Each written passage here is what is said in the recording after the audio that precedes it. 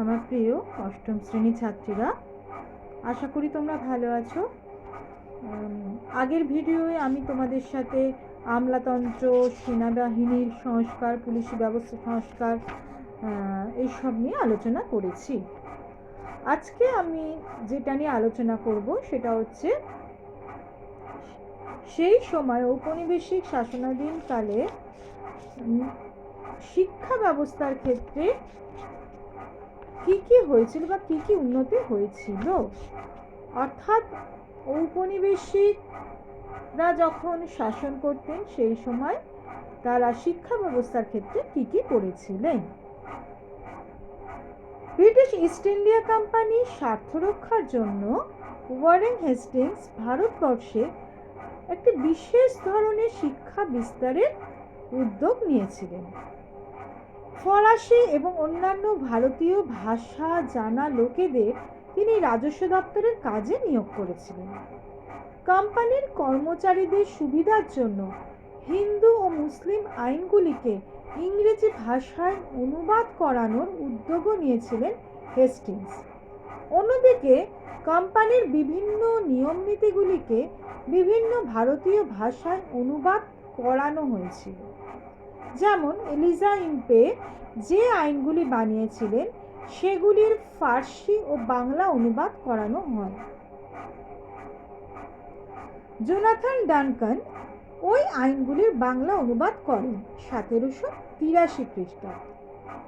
বাস্তবে হেস্টিংস জানতেন যে ঔপনিবেশিক সমাজের জ্ঞান চর্চা ও চিন্তাভাবনার সঙ্গে সম্যক পরিচয় প্রশাসনের কাজে লাগে।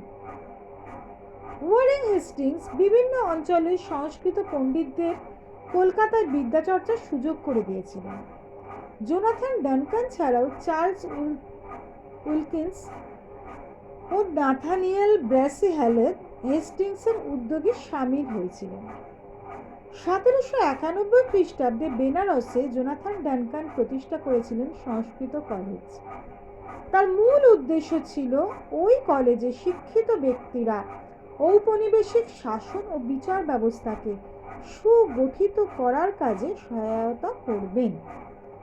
বস্তুত তার 10 বছর আগে 1781 খ্রিস্টাব্দে খানিকটা একই উদ্দেশ্য নিয়ে ওয়ারেন হেস্টিংস কলকাতা মাদ্রাসা প্রতিষ্ঠা করে আরবি ও ফার্সি ভাষা চর্চার উদ্যোগ নিয়েছিলেন।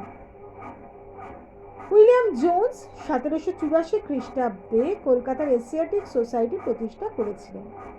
মূলত সংস্কৃত ভাষায় লেখা প্রাচীন ভারতীয় সাহিত্যগুলি আধুনিক ইংরেজি ভাষায় অনুবাদ করাই ছিল জোন্সের লক্ষ্য।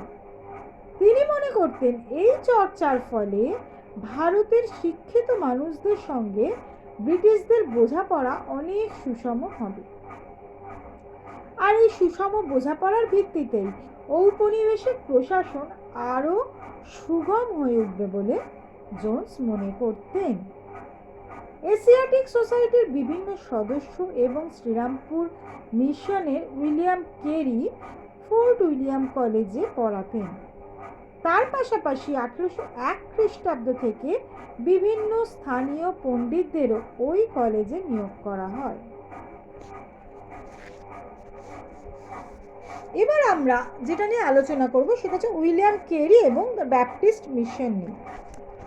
1820 খ্রিস্টাব্দে ফোর্ট উইলিয়াম কলেজের পাশাপাশি শ্রীরামপুরে ব্যাপটিস্ট মিশন স্থাপন করা হয়। শ্রীরামপুরের মিশনারিরা ব্রিটিশ কোম্পানির তরফে শিক্ষা বিস্তারের বিভিন্ন উদ্যোগে সামিল হন। নিজেদের মুদ্রণ যন্ত্র বসিয়ে তারা বাংলা ভাষায় বিভিন্ন লেখা ছাপাতে শুরু করে। শ্রীরামপুরের মিশনারিদের মধ্যে সব থেকে উল্লেখযোগ্য ছিলেন উইলিয়াম কেরি। তিনি ভারতীয় মহাকাব্যগুলি ইংরেজিতে অনুবাদ করেছিলেন। তাছাড়া বাইবেলের একটি অংশকেও বিভিন্ন ভারতীয় ভাষায় অনুবাদ করেছিলেন কেরি। 1778 খ্রিস্টাব্দে হালেদের লেখা বাংলা ব্যাকরণ বিষয়ক বইটিকেও সম্পাদনা করে প্রকাশ করেছিলেন কেরি। 1829 খ্রিস্টাব্দে স্কটিশ মিশনারি সোসাইটির সদস্য আলেকজান্ডার ডাফ কলকাতায় এসে অনেকগুলি মিশনারি স্কুল তৈরি করার উদ্যোগ নিয়েছিলেন। সেগুলির মধ্যে সবথেকে বিখ্যাত ছিল জেনারেল অ্যাসেম্বলি ইনস্টিটিউশন। সংস্কৃত পণ্ডিত হেমন হোরাস উইলসনের নেতৃত্বে 1824 খ্রিস্টাব্দে কলকাতায় সংস্কৃত কলেজে পঠন পাঠন শুরু হয়। অর্থাৎ আমরা দেখলাম যে 1830 খ্রিস্টাব্দে স্থাপিত হয়েছিল জেনারেল অ্যাসেম্বলি ইনস্টিটিউশন। 1824 খ্রিস্টাব্দে হোরাস উইলসনের নেতৃত্বে কলকাতায় সংস্কৃত কলেজেও পঠন পাঠন শুরু হয়। ওই কলেজের মূল উদ্দেশ্য ছিল সংস্কৃত সাহিত্যের পাশাপাশি পাশ্চাত্য জ্ঞানের বিকাশ ঘটানো। 1823 খ্রিস্টাব্দে ব্রিটিশ প্রশাসন general committee of public instruction তৈরি করেন। ওই কমিটি ভারতবর্ষে শিক্ষা বিস্তারকে গুরুত্বপূর্ণ মনে করে কয়েকটি প্রস্তাবও দেয়। সেই প্রস্তাবে আরও দুটি সংস্কৃত কলেজ ও একটি মাদ্রাসা প্রতিষ্ঠার কথা বলা হয়েছিল। 1817 খ্রিস্টাব্দে কলকাতায় হিন্দু কলেজ তৈরি করা হয়। সুপ্রিম কোর্টের প্রধান বিচারপতি স্যার এডওয়ার্ড হাইড ইস্ট এবং ডেভিড হেয়ার ওই কলেজ প্রতিষ্ঠায় উদ্যোগী হয়েছিলেন। পাশাপাশি কলকাতা শহরের শিক্ষিত ও ধনী বেশ কিছু ব্যক্তিবর্গ হিন্দু কলেজ পরিচালনার কাজে যুক্ত হয়েছিলেন। রাজা রামমোহন রায় লর্ড আর্মহার্স্টকে একটি চিঠি লেখেন 1823 খ্রিস্টাব্দে। সেই চিঠিতে রামমোহন সংস্কৃত শিক্ষা ও সংস্কৃত কলেজ প্রতিষ্ঠার বিরোধিতা করেন। 1835 খ্রিস্টাব্দের পর থেকে ইংরেজি ভাষা নির্ভর পাশ্চাত্য শিক্ষার দ্রুত বিস্তার ঘটতে থাকে। 1839 খ্রিস্টাব্দে একটি প্রতিবেদনে সরাসরি বলা হয়েছে ইংরেজি শিক্ষার বিস্তারে প্রশাসন বেশি জোর দেবে, তবে তার পাশাপাশি অন্যান্য শিক্ষা প্রতিষ্ঠানগুলির জন্য বছরে সরকারি অনুদান বরাদ্দ করা হবে। ইংরেজি ভাষার পাশাপাশি বিভিন্ন দেশীয় ভাষাতেও পড়াশোনা করার অধিকার শিক্ষার্থীদের দেওয়া হয়। তবে 1844 খ্রিস্টাব্দ নাগাদ সরকারি চাকরি পাওয়ার ক্ষেত্রে ইংরেজি ভাষা জ্ঞানকে আবশ্যক বলে ঘোষণা করা হয়। ইংরেজি ভাষাকেন্দ্রিক শিক্ষা চর্চা নীতির পিছনে লর্ড মেকলের শিক্ষা সংক্রান্ত প্রতিবেদনটি ছিল উল্লেখযোগ্য। এবার আমরা আলোচনা করব লর্ড মেকলের প্রতিবেদনে কি বলা হয়েছিল। 1835 খ্রিস্টাব্দের 2 ফেব্রুয়ারি জেনারেল কমিটি অফ পাবলিক ইনস্ট্রাকশনের সভাপতি টমাস ব্যাবিংটন মেকলে ভারতবর্ষে শিক্ষার প্রসঙ্গে একটি প্রতিবেদন বা মিনিটস পেশ করেন। অর্থাৎ জেনারেল কমিটি অফ পাবলিক ইনস্ট্রাকশনের সভাপতি ছিলেন টমাস ব্যাবিংটন মেকলে। তিনি ভারতবর্ষে শিক্ষার প্রসঙ্গে একটা প্রতিবেদন পেশ করেন। সেই প্রতিবেদনে মেকলে বলেন, ভারতবর্ষে ইংরেজি শিক্ষিত মধ্যবিত্ত শ্রেণী তৈরি করাই ঔপনিবেশিক প্রশাসনের প্রধান উদ্দেশ্য হওয়া উচিত। সেই শিক্ষিত মধ্যবিত্তরা জন্মগতভাবে ভারতীয় হলেও রুচি, আদর্শ ও নৈতিক আচরণের দিক থেকে হবে ব্রিটিশ, এমনটাই আশা করেছিলেন মেকলে। তার প্রতিবেদনে মেকলে জানিয়েছিলেন, যে সমস্ত শিক্ষা প্রতিষ্ঠান ভারতীয় শিক্ষা চর্চা করবে তারা কোনো সরকারি অনুদান পাবে না। মেকলেও সংস্কৃত কলেজের বিলুপ্তির পক্ষে সওয়াল করেছিলেন। বাস্তবে মেকলের ধারণা ছিল ব্রিটিশরাই জাতিগতভাবে উন্নত এবং তাদের হাত ধরেই উপনিবেশ হিসেবে ভারতে আধুনিকতা আসবে। সে কারণেই তার প্রতিবেদনে মেকলে ভারতের প্রচলিত জ্ঞান চর্চাকে হেয় করেছিলেন। 19বিংশ শতকের 4 ও 5 দশকে ক্রমেই সরকারি উদ্যোগে শিক্ষা বিস্তার হতে থাকে। 1843 খ্রিস্টাব্দে বাংলায় কাউন্সিল অফ এডুকেশন তৈরি হয়। ক্রমশ কাউন্সিল নিয়ন্ত্রিত বিদ্যালয় ও তার ছাত্রের সংখ্যা বেড়েই চলে। পাশাপাশি শিক্ষা খাতে সরকারি বরাদ্দের পরিমাণ বেড়েছিল, তবে এই ব্যয় বরাদ্দ প্রয়োজনের তুলনায় ছিল যথেষ্ট কম। এবার আমরা আলোচনা করব উডের প্রতিবেদন নিয়ে। উডের প্রতিবেদনে কি বলা হয়েছিল। 1854 খ্রিস্টাব্দে জুলাই মাসে বোর্ড অফ কন্ট্রোলের সভাপতি চার্লস উডের নেতৃত্বে শিক্ষা সংক্রান্ত একটি প্রতিবেদন পেশ করা হয়। তাকে উডের প্রতিবেদন বা উডস ডিসপ্যাচ বলা হয়। সেই ডেসপ্যাচে সরকারকে প্রাথমিক থেকে বিদ্যালয় স্তর পর্যন্ত একটি সুগঠিত শিক্ষা কাঠামো গড়ে তোলার পরামর্শ দেওয়া হয়। পাশাপাশি পাশ্চাত্য শিক্ষা বিস্তারের মাধ্যম হিসেবে ইংরেজি ও ভারতীয় দু ধরনের ভাষা চর্চার কথা বলা হয়। সেই অনুযায়ী ঔপনিবেশিক সরকারের তরফে কয়েকটি উদ্যোগও গ্রহণ করা হয়।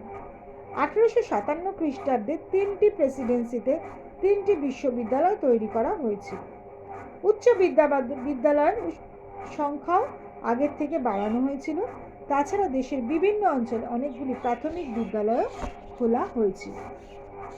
বোম্বাই প্রেসিডেন্সিতে গোড়া থেকেই অবশ্য ভারতীয় ভাষার মাধ্যমে পাশ্চাত্য বিজ্ঞান চর্চায় জোর দেওয়া হয়েছিল।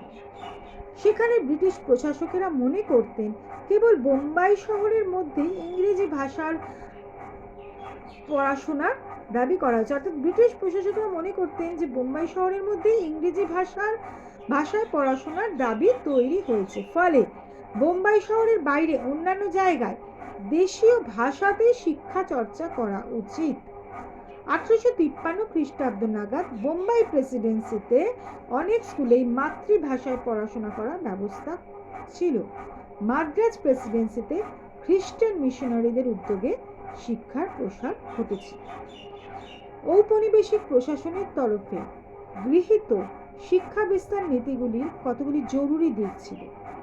ওই শিক্ষা বিস্তারের উদ্দেশ্যই ছিল সমাজের কিছু সংখ্যক মানুষকে শিক্ষিত করে ঔপনিবেশিক প্রশাসনিক কাঠামোর সঙ্গে সংযুক্ত করে নেওয়া। বাস্তবে সার্বিক গণশিক্ষার কোনো পরিকল্পনা নেওয়া হয়নি। তাছাড়া উচ্চশিক্ষার মাধ্যম হিসেবে ইংরেজি ভাষাকে নির্দিষ্ট করে দেওয়ার ফলে শিক্ষা বিস্তারের গণমুখী চরিত্র তৈরি হয়নি। পাশাপাশি উপযুক্ত প্রায়োগিক প্রশিক্ষণ বা হাতে কলমে শেখার ব্যবস্থা যথেষ্ট না থাকায় কেবল পুঁথিগত চর্চার উপরেই শিক্ষার বিস্তার নির্ভর করেছিল। তাছাড়া পাশ্চাত্য জ্ঞান বিজ্ঞানের প্রতি অনেক ক্ষেত্রে নির্বিচার সমর্থনের ফলে ভারতীয় প্রচলিত শিক্ষার চর্চা ক্রমেই অবলুপ্তির মুখোমুখি হয়েছিল। প্রথম দিকে নারী শিক্ষার বিষয়টিকে অবহেলা করা হয়েছিল ঔপনিবেশিক শিক্ষানীতিতে। ব্যক্তিগত কয়েকজনের উদ্যোগে নারী শিক্ষার বিস্তার শুরু হয়। তার মধ্যে অন্যতম প্রধান ছিলেন বেটন সাহেব, অর্থাৎ বেথুন সাহেবের কথা বলা হচ্ছে, যার উদ্যোগে তৈরি হয়েছিল বেথুন স্কুল। তো ছাত্রীরা, আমরা আজকে আলোচনা করলাম যে ঔপনিবেশিক কর্তৃত্বের মধ্যেও বা ঔপনিবেশিক শাসনাধীনেও শিক্ষা ব্যবস্থার ক্ষেত্রে কী কী সংস্কার হয়েছিল, কী কী বিশ্ববিদ্যালয় প্রতিষ্ঠিত হয়েছিল এবং কী কীভাবে বিভিন্ন ব্যক্তি তাদের প্রতিবেদন দিয়েছিলেন। যেমন মেকলের প্রতিবেদন পড়লাম, উডসের প্রতিবেদন পড়লাম, সেগুলো পড়ে আমরা সেই সময়কার শিক্ষা ব্যবস্থা সংস্কার সম্পর্কে অনেক কিছু জানতে পারলাম। তো তোমরা এটা শুনো, আশা করি বুঝতে পারবে। শুনে আর যদি কোনো অসুবিধা থাকে আমাকে জানাবে, আমি নিশ্চয়ই তোমাদের সাথে সহযোগিতা করব। আজকের মতো এটুকুই। ভালো থেকো, সুস্থ থেকো।